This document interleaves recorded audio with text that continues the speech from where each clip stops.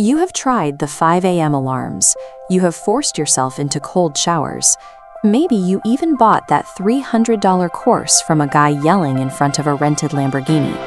And yet, for most people, none of it sticks.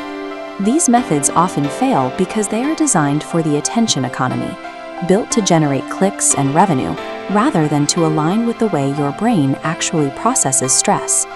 Long before the noise of digital notifications, a specific group of historical leaders mastered the mechanics of human anxiety and self-doubt.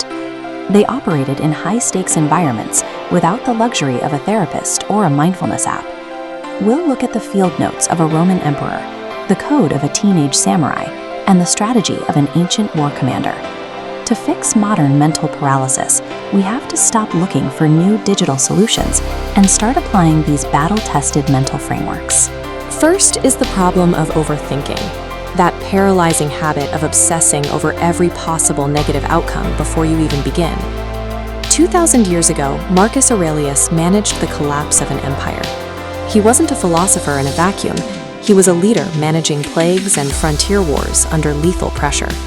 He kept a private journal, not for publication, but as a desperate tool to keep himself from losing his mind under the weight of his responsibilities. Inside those notes, he developed a rigid mental process we can call the Stoic Filter. Every stressor was forced into this binary question: is this thing in my direct control? If the answer was no, his protocol was simple. You drop it. You stop assigning it any emotional weight or mental space, because doing so is a waste of resources.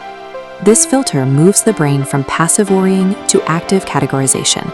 It provides a level of clarity that forces a decision instead of allowing endless rumination. Then there is the fear of action. You don't send the text or post the video because you are dreading the failure that might follow. Samurai warriors lived by Bushido, a code that emphasized extreme mental preparation for the most violent outcomes imaginable. A core practice involved treating every day as if death were a certainty. They didn't do this to be dark. They did it to remove the shock of the worst-case scenario. This created a psychological state of pre-accepted loss.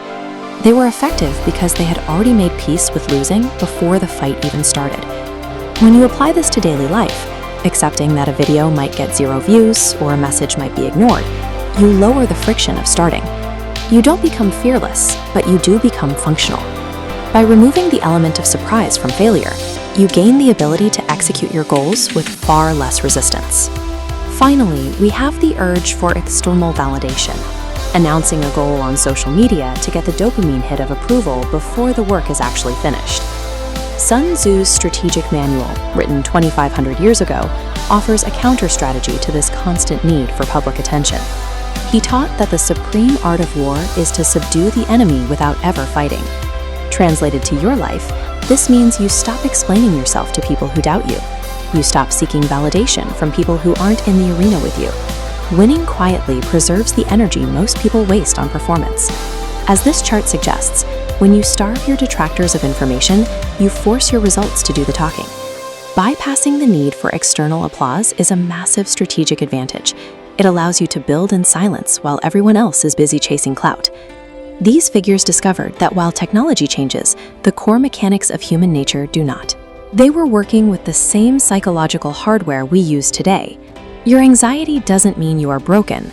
It likely means you are attempting to solve modern problems without a clear set of strategic principles to guide you. You can find more clarity in these free, 1,000-year-old frameworks than in a dozen expensive modern courses. There is one more connection to the past that modern elite military units rely on to maintain performance under extreme duress.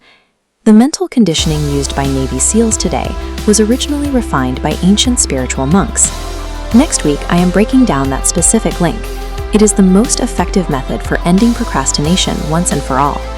The past has already solved our problems. You just have to be here to get the answers. Hit subscribe, and I will see you then.